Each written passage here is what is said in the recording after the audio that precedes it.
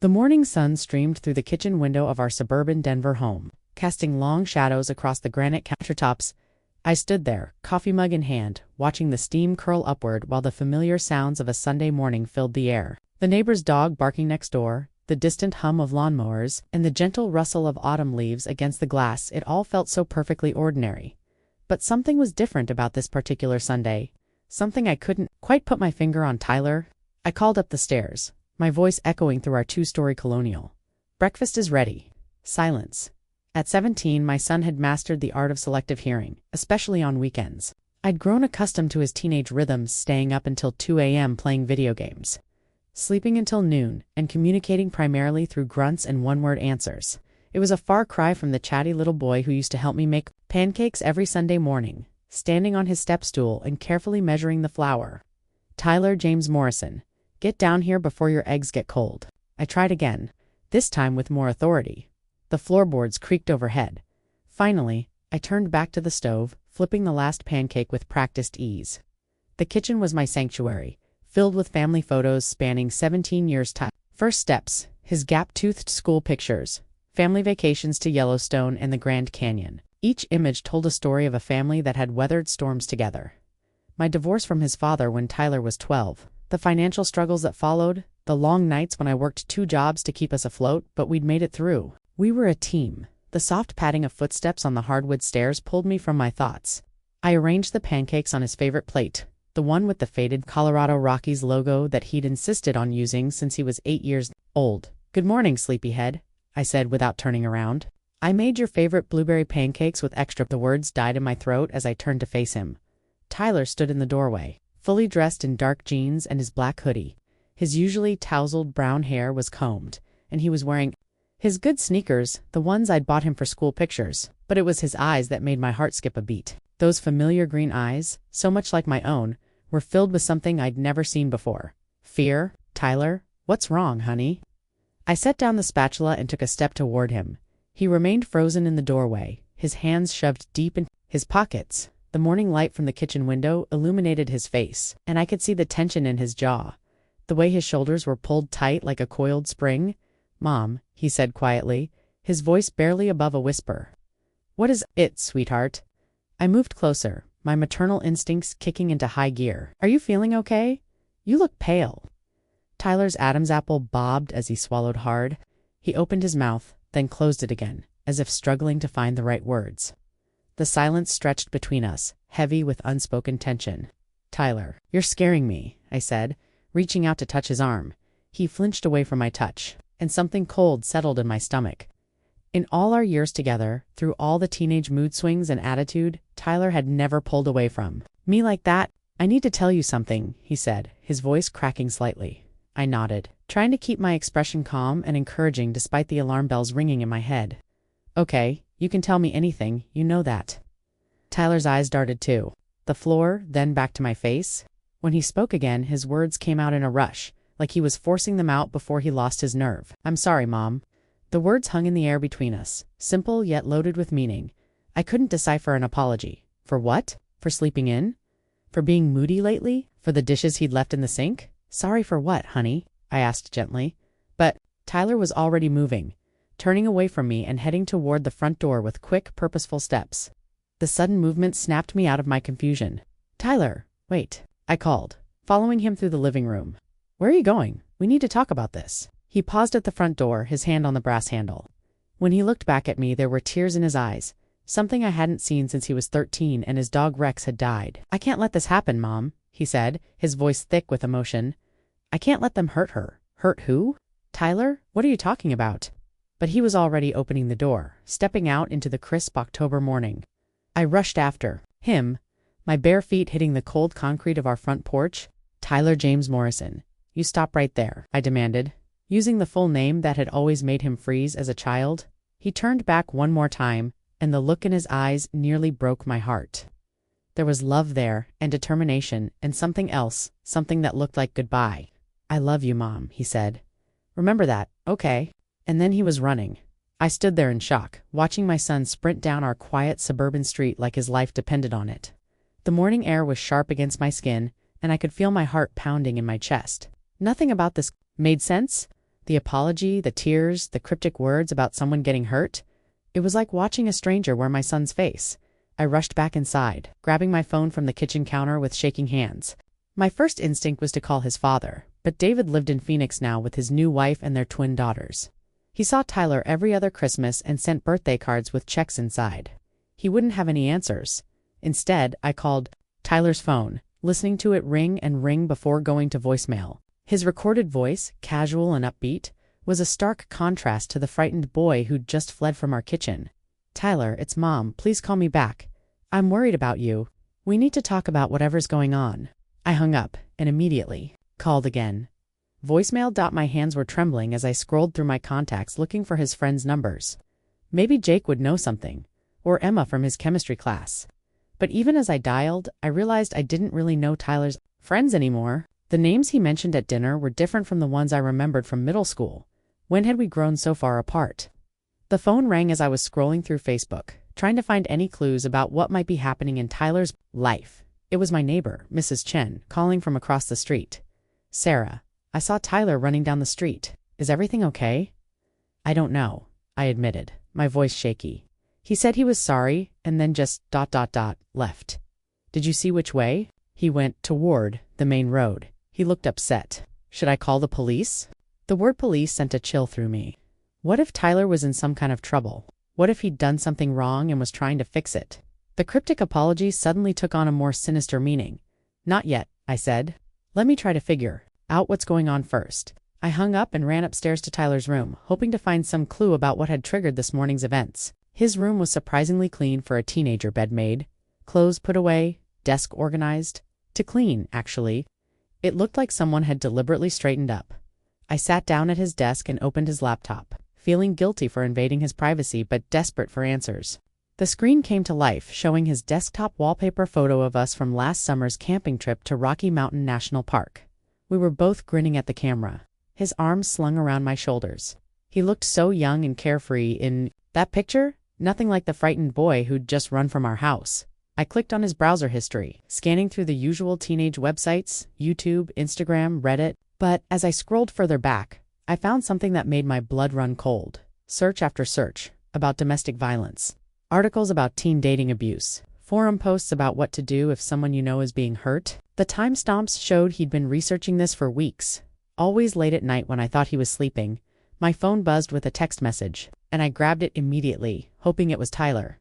Instead, it was from a number I didn't recognize. "Is this Tyler Morrison's mom? This is Emma Martinez from his school. I'm really worried about him. He texted me this morning saying he was going to do something crazy. Do you know where he is?" My hands shook as I typed back. "He left the house about an hour ago." "What did he say exactly?" The response came quickly. He said he couldn't stand by and watch Jason hurt me anymore. He said he was going to confront him. "Mrs. Morrison, Jason Reeves is really violent. Tyler could get seriously hurt." The name Jason Reeves hit me like a physical blow. I'd heard Tyler mention him before, something about a guy at school who thought he was tough, but I'd dismissed it as typical teenage drama. Now I realized my son had been carrying this burden. Alone, watching someone he cared about being hurt and feeling helpless to stop it. I grabbed my keys and ran for the car, my mind racing. Tyler wasn't just running away from home, he was running toward danger, and I had no idea if I could reach him in time. As I backed out of the driveway, I caught a glimpse of myself in the rearview mirror. The carefree Sunday morning mom was gone, replaced by someone I barely recognized, a mother whose child was in danger, and who would stop at nothing to protect him. The quiet suburban street that had seemed so peaceful an hour ago now felt like the starting line of a race I couldn't afford to lose. Somewhere out there, my son was about to face something that could change his life forever, and all I could do was follow the trail of clues he'd left behind, hoping I wasn't too late. The morning traffic was light as I sped through Denver's familiar streets, my knuckles white against the steering wheel. Emma's text had given me a direct. Was looking for Jason Reeves, but I still had no idea where to find them. The city suddenly felt enormous, full of places where a confrontation could be happening right now. I called Emma back, putting the phone on speaker as I navigated through a yellow light. "Emma, it's Mrs. Morrison. I need you to tell me everything you know about Jason Reeves." "Mrs. Morrison, I'm so sorry." Emma's voice was thick with tears. "I should have told an adult about this weeks ago. I just ... I was scared, and Tyler made me promise not to say anything." "It's okay, honey. Just tell me what's happening." Emma took a shaky breath. Jason is my boyfriend. Or was. I don't know anymore. He's been ... He gets really angry sometimes. He's never actually hit me, but he grabs my arms really hard and he says terrible things. He punches walls and throws things. Tyler saw the bruises on my wrists about a month ago and he's been trying to get me to break up with Jason ever since. I felt sick. My son had been dealing with this alone, watching a friend being hurt and feeling responsible for stopping it. No wonder he'd seemed distant lately, carrying the weight of someone else's pain. Where would Tyler go to find Jason? I asked, taking a sharp right toward the high school. Probably the basketball courts at Central Park. That's where Jason hangs. Out on Sunday mornings with his friends. They're all older, Mrs. Morrison. Some of them have already graduated. And they're not. They're not nice people. The image of Tyler, my thoughtful, slightly built son, facing down a group of older, violent teenagers made my stomach clench. He was brave, maybe too brave for his own good. Emma, I need you to call the police. Tell them what's happening. What? If they arrest Tyler, he's not doing anything wrong. He's just trying to help me. Let me worry about Tyler. Just make the call. Okay. I hung up and pressed harder on the accelerator. Central Park was about 10 minutes away, but in crisis time, every second felt like an hour. I tried calling Tyler again, but it went straight to voicemail. Either his phone was dead or he'd turned it off as I drove. Memories flooded back to Tyler at age 8, standing up to a bully who was picking on a smaller kid at the playground. Tyler at 12, using his allowance to buy lunch for a classmate, whose family couldn't afford it.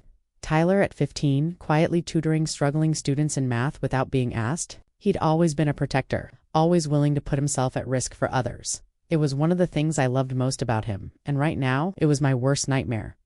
My phone rang and I saw my sister Karen's name on the screen. She lived in Seattle now, but we talked every Sunday morning. In all the chaos, I'd forgotten about our regular call. Karen, I can't talk right now. Tyler's in trouble. What kind of trouble? Sarah, you sound terrified. He's gone to confront some kid who's been hurting his friend. I'm trying to find him before something terrible happens. Jesus, do you want me to fly out there? No. I just... I need to get to him. I'll call you later. I hung up and immediately regretted it. View, and I could see the basketball courts in the distance. There was a group of teenagers gathered around the far court, and my heart started pounding. I parked haphazardly and ran toward the courts, my mind racing through possible scenarios.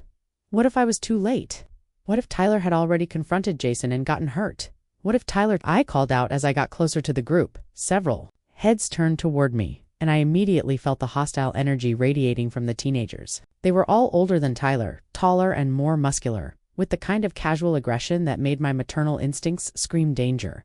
But Tyler wasn't among them. Hair and tattoos covering his arms. Yes. Where is he? He was here about 20 minutes ago, running his mouth about Jason. We told him to get lost before he got hurt. Where did he go? Wait, that's you? The group laughed and I felt heat rise in my cheeks, but I swallowed my anger. These kids weren't important right now. Finding Tyler was Jason here? I asked. What I mean? The casual cruelty of the comment made me nauseous. These boys talked about violence against women like it was a joke. No wonder Tyler had felt compelled to act. I ran back to my car, my mind churning. If Tyler hadn't found Jason at the park, where would he go next? Emma's house. But I didn't even know where Emma lived. I called Emma back, trying to keep my voice steady. Emma, Tyler wasn't at the park. Where does Jason live? Mrs. Morrison, please don't let Tyler go there.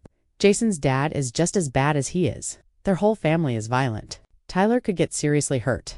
I'm not going to let that happen. Just give me the address. Emma hesitated, then rattled off an address in a rougher part of town. I knew the area rundown apartments and houses. The kind of neighborhood where police cars were a common sight. As I drove, I called Tyler's phone again. This time, to my surprise, he answered. Mom, Tyler, thank God. Where are you? I'm at Jason's house. Mom, you need to stay away from here. This isn't safe. Tyler, come home. We can figure this out together. You don't have to do this alone.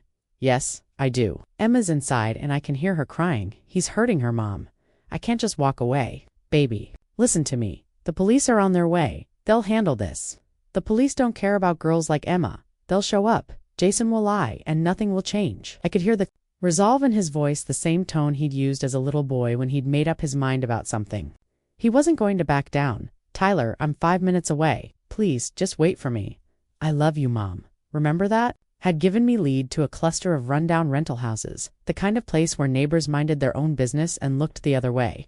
When things got loud, Jason's house was easy to spot: a small gray structure with peeling paint and a yard full of automotive parts. An old Camaro sat in the driveway, and I could see lights on inside the house. I parked across the street and sat for a moment, trying to figure out my next move. I could see Tyler's silhouette on the front porch, and he appeared to be talking to someone through the door. Even from a distance, I could read the tension in his body language. My phone buzzed with a text from Emma. "The police are on their way. ETA 5 minutes." 5 minutes felt like a lifetime. Anything could happen in 5 minutes. I got out of my car and started walking toward the house, my heart pounding so hard I could hear it in my ears. As I got closer, I could make out voices: Tyler's calm but firm tone, and another voice that was angry and aggressive.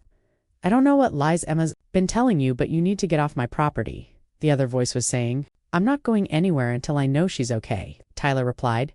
I reached the edge of the property and could see Tyler clearly now. This had to be Jason. "Reeves, Tyler," I called out softly. He turned toward me, and I saw a mixture of relief and frustration cross his face. "Mom, I told you to stay away. I'm not leaving you to handle this alone."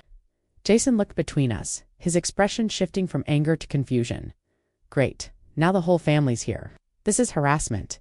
"Where's Emma?" Tyler asked, his voice steady despite the obvious intimidation. "She's fine. She's inside, and she wants you to leave. I want to hear that from her." "Tyler," I said quietly, moving closer. "The police are coming. Let them handle this." "Like they handled it the other times." Tyler's voice was bitter. "Emma's called them twice before. They talked to Jason for 5 minutes and left. Nothing changed." I could hear the frustration in his voice, the weight of feeling helpless in the face of injustice. But I also knew that confronting Jason like this wasn't going to solve anything.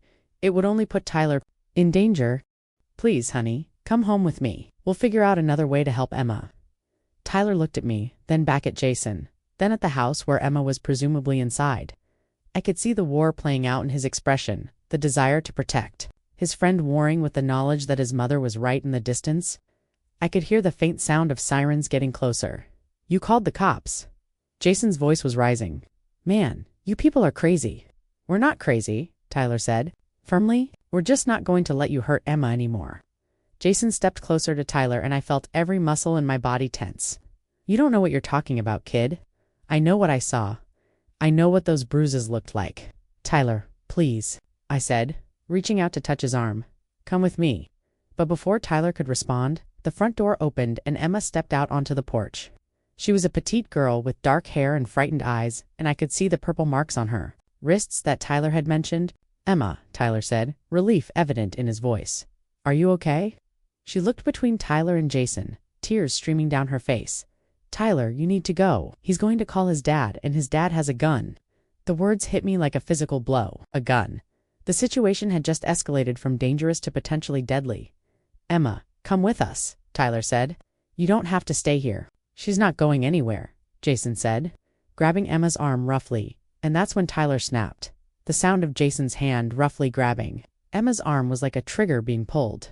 Tyler, who had been standing tensely but still trying to reason with the situation, suddenly transformed into someone I'd never seen before. His face hardened, his shoulders squared, and he stepped forward with a determination that made my breath catch.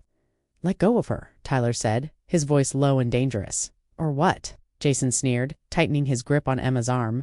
"Tyler, don't," I pleaded, but it was too late. My son, who had always been thoughtful and measured, who had never been in a fight in his life, launched himself at Jason with a fury I didn't know he possessed. The two boys went down in a tangle of arms and legs rolling across the wooden porch. "Tyler," I screamed, rushing forward. Emma had stumbled backward against the house, clutching her arm and crying. Jason was bigger and stronger, but Tyler was fighting with the desperation of someone who had nothing left to lose. I watched in horror as they grappled, Jason trying to pin Tyler down while Tyler fought to get free. "Get off me," Tyler grunted. Managing to elbow Jason in the ribs, Jason swore and grabbed Tyler by the throat, pressing him against the porch railing. Tyler's face was turning red, and I knew I had to act. "Stop it," I shouted, grabbing Jason's arm and trying to pull him off. "My son, you're choking him?" Jason shoved me backward, and I stumbled, nearly falling off the porch. But in that moment of distraction, Tyler managed to break free, gasping for air. "Tyler, stop." I got back to my feet, positioning myself between my son and Jason.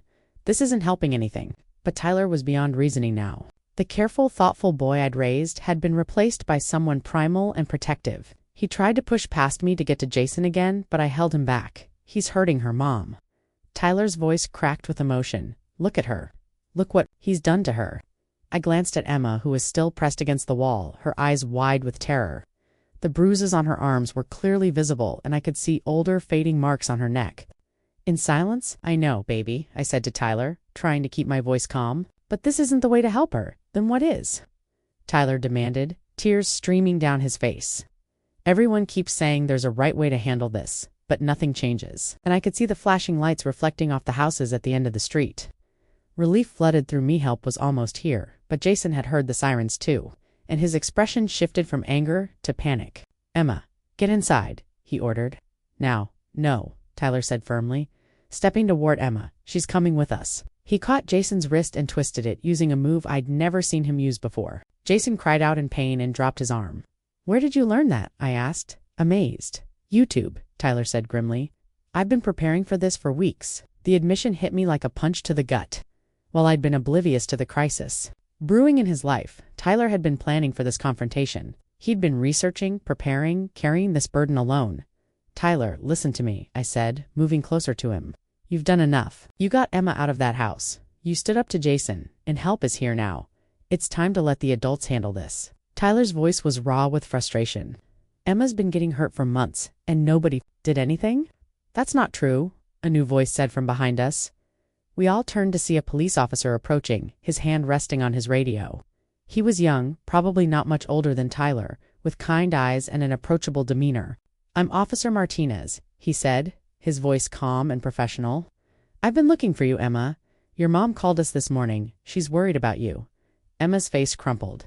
"My mom knows. She knows you're in trouble, and she wants to help. So do we." Tyler stepped protectively in front of Emma, still wary of the officer. "Are you going to arrest her? Because she didn't do anything wrong?" "Nobody's getting arrested today, son," Officer Martinez said gently. "But we do need to talk about what's been happening here." More police cars were arriving, and I could see neighbors starting to come out of their houses to see what was happening.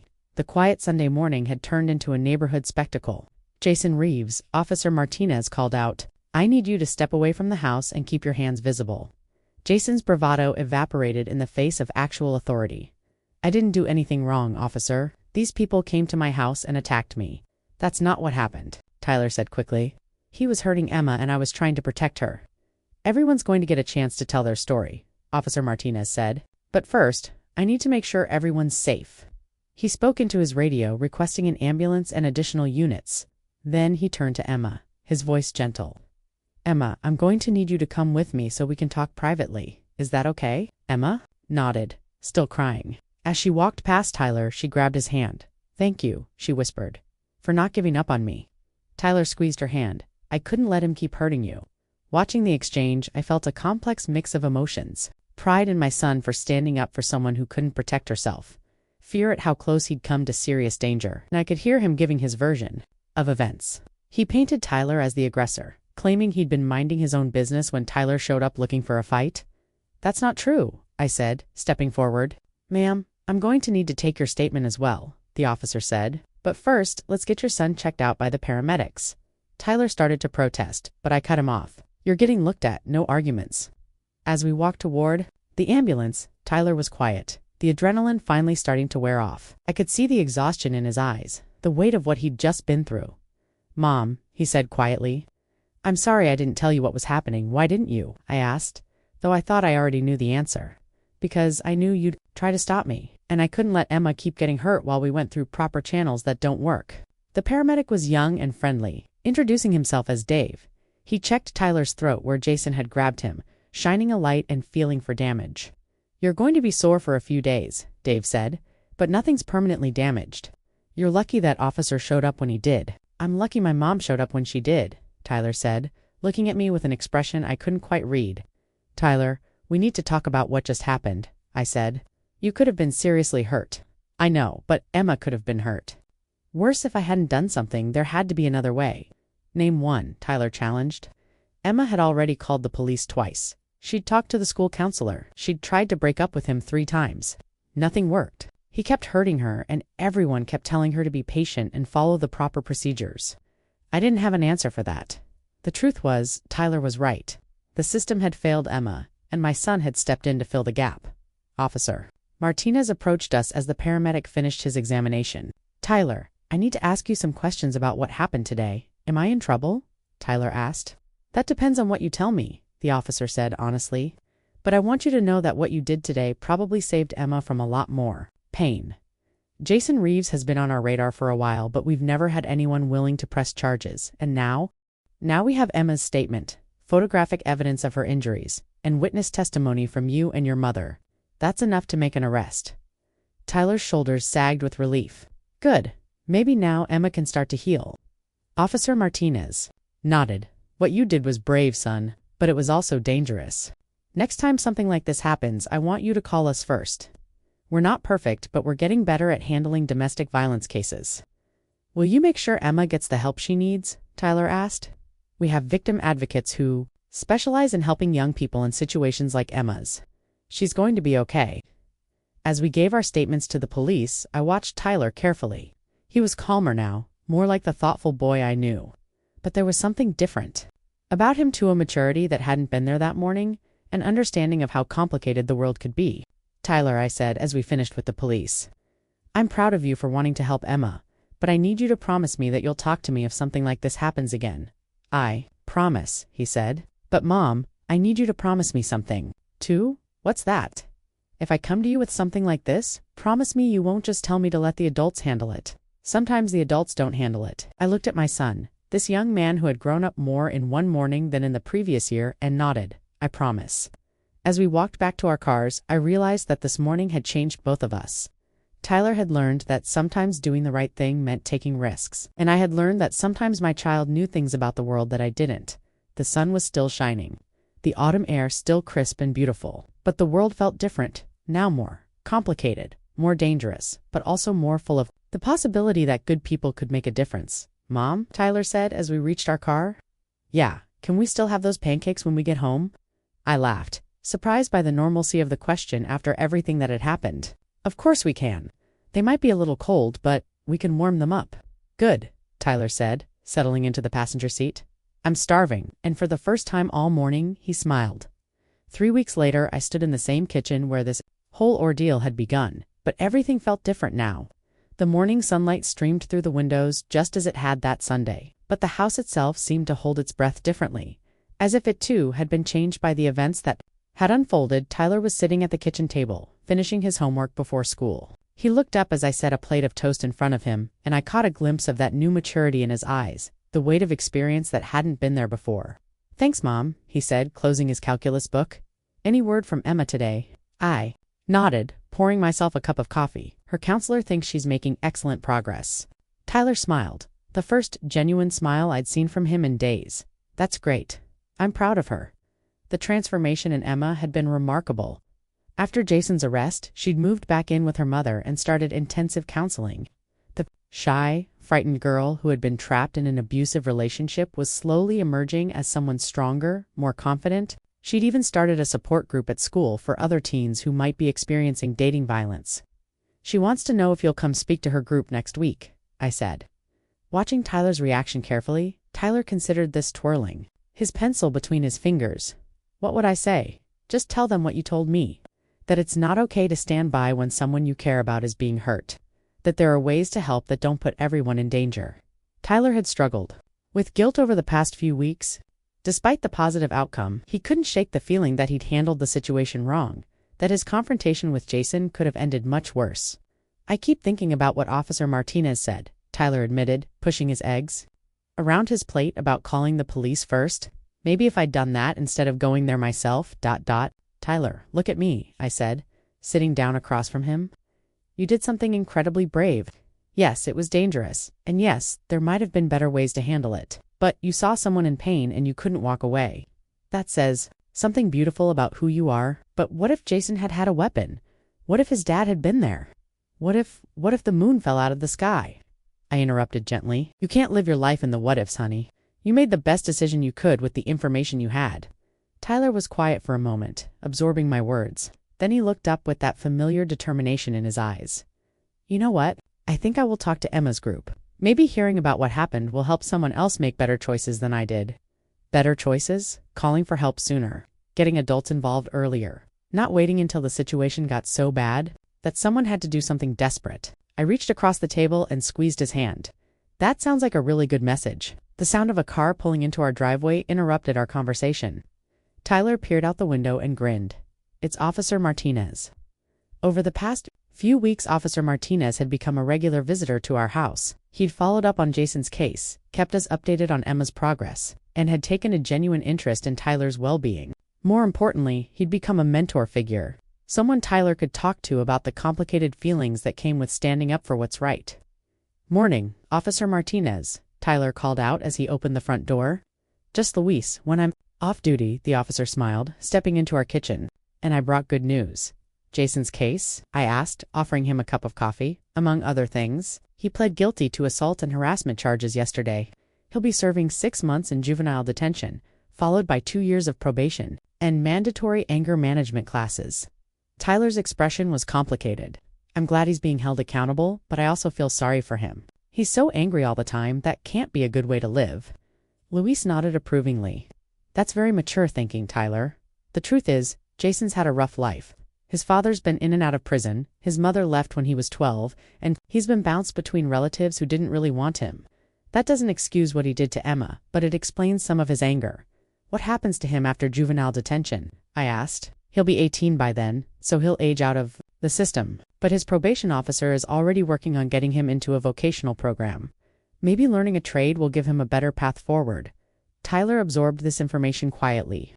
I could see him processing the complexity of the situation, how someone could be both a victim and a perpetrator, how justice could be both punishment and rehabilitation. "The other piece of good news," Luis continued, "is about Emma. She's been accepted into early admission at Colorado State University. Full scholarship based on her grades and an essay she wrote about overcoming adversity." "That's amazing," Tyler exclaimed. "She deserves it. She's brilliant."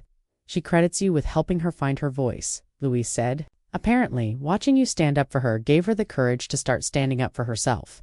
I felt tears prick my eyes. Sometimes the most important victories were the quiet ones. A girl learning to value herself, a boy learning that heroism came in many forms, a mother learning to trust her child's instincts even when they scared her. "There's something else," Luis said, his tone becoming more serious. "The school district wants to implement a new peer intervention program, and they've asked Tyler to help design it." "Me?" Tyler looked surprised. "What would I do? Work with counselors and administrators to create a system where students feel safe reporting abuse and violence, help train other students to recognize warning signs and know how to get help appropriately?" Tyler's face lit up with interest. "That sounds incredible. When would it start? Next semester? You'd get community service credit for it, and it would look great on college applications. But more importantly, it could help prevent other kids from going through what Emma experienced." I watched Tyler consider the opportunity, and I could see the wheels turning in his mind. This was exactly the kind of constructive channel for his protective instincts that I'd been hoping he'd find. "I want to do it," Tyler said, without hesitation. "If it helps even one person, it's worth it." "I thought you might say that," Luis grinned. "I'll set up a meeting with the school board for next week." After Luis left, Tyler and I sat in comfortable silence for a few minutes. The kitchen felt peaceful now, filled with the possibility of positive change rather than the tension and fear that had dominated our lives 3 weeks ago. "Mom," Tyler said finally, "I've been thinking about what happened that morning, about the apology I gave you." "What about it?" "I said I was sorry, but I never really explained what I was sorry for. I was sorry for not trusting you with the truth. I was sorry for making you worry, and I was sorry for not being smart enough to find a better way to help Emma." "Tyler, you were 17 years old, dealing with a situation that even adults struggle with. You don't need to apologize for not being perfect. But I do need to apologize for not including you. If I'd told you what was happening from the beginning, maybe we could have figured out a better solution together." I felt a warmth spread through my chest. "You're right. We're a team, remember? We work better when we work together." "I know that now," Tyler said. "And I promise, no more secrets. If something like this ever happens again, you'll be the first person I call." "Deal," I said, standing up to clear the breakfast dishes. "But hopefully your new program will mean situations like this won't escalate the way Emma's did." Tyler helped me load the dishwasher, and I marveled at how normal this felt. We'd weathered the storm, and somehow we'd come out stronger on the other side. "Oh, I almost forgot," Tyler said, pulling his phone out of his pocket. "Emma sent me something last night." He showed me a photo on his phone memo, standing in front of a Colorado State University sign, wearing a bright smile and a CSU sweatshirt. But what struck me most was the confidence in her posture, the joy in her eyes. She looked like a completely different person from the frightened girl I'd met on Jason's porch. "She looks happy," I said. "She is. She told me yesterday that she's never been more excited about the future. She's going to study social work, specializing in helping teens who've experienced domestic violence. That's beautiful. She's turning her pain into purpose." Tyler nodded. "Just like I'm trying to do with the peer intervention program. Maybe that's what growing up is, learning how to take the hard things that happen to you and use them to help other people." I looked at my son, this young man who had somehow developed wisdom beyond his years, and felt a profound sense of pride, not just in his actions that Sunday morning, but in who he was becoming as a person. "I think you might be right," I said, "and I think you're going to do amazing things with your life." Tyler smiled, that same smile that had charmed me since he was a toddler. "I hope so. I have a pretty good role model." "Who's that? A mom who dropped everything to chase after her son when he was in trouble? A mom who stood between him and danger? Without hesitation, a mom who taught him that protecting the people you love is worth any risk." I felt tears well up in my eyes. "Tyler, I love you, Mom, and I'm grateful that when I said I'm sorry that morning, you didn't just accept the apology and move on. You followed me. You made sure I wasn't alone when I needed backup. I'll always have your back, kiddo. That's what moms do." Tyler hugged me then, and for a moment he felt like my little boy again. But when he pulled back, I could see the man. He was becoming strong, compassionate, and ready to make a difference in the world. "I better get to school," he said, grabbing his backpack. "Emma's meeting me before first period to talk about the support group. Tell her I said hi and that I'm proud of both of you." "I will." Tyler paused at the kitchen door. Looking back at me with that expression, I'd come to recognize the one that meant he was about to say something important. "Mom, that morning when I said I was sorry and then ran out of the house? Yeah. I wasn't just apologizing for what I was about to do. I was apologizing for all the times I'd wanted to do the right thing but chickened out. For all the times I'd seen something wrong and stayed quiet. I was apologizing for not being brave enough sooner. And now," Tyler's smile was confident and determined, "now I know that being brave doesn't mean you're not scared. It means you do what's right even when you are scared, and I know that I don't have to be brave alone." He left for school then, walking out into the bright October morning, with a spring in his step that I hadn't seen in weeks. I watched through the kitchen window as he met up with Emma at the corner, the two of them walking toward the bus stop together, deep in conversation. Later that day, I got a text from Emma. "Mrs. Morrison, thank you for raising such an incredible son. He saved my life in more ways than one." I smiled, looking around the kitchen where it had all started. The morning light was streaming through the windows again, but this time it felt like promise rather than uncertainty. My son had said, "I'm sorry, Mom," and then made a choice that changed everything. But in the end, the most important thing he'd done wasn't confronting Jason or standing up to danger. The most important thing he'd done was trust that love would win. Trust that doing the right thing, even when it was scary, was worth the risk. And trust that no matter what happened, he wouldn't have to face it alone. As I finished cleaning up the kitchen and prepared to start my own day, I realized that Tyler's apology that morning had been a gift not just to me, but to Emma, to himself, and to all the future students who would benefit from the program he was helping to create. Sometimes, the most ordinary moments, a mother making breakfast for her son, a simple apology, a decision to act on conscious can change everything. And sometimes the bravest thing you can do is trust that the people who love you will be there when you need them most. The story that had started with fear and uncertainty had become something beautiful, a reminder that families are strongest when they face challenges together, that young people are capable of extraordinary courage, and that sometimes the most important battles are fought not with fists, but with love, determination, and the refusal to let injustice win.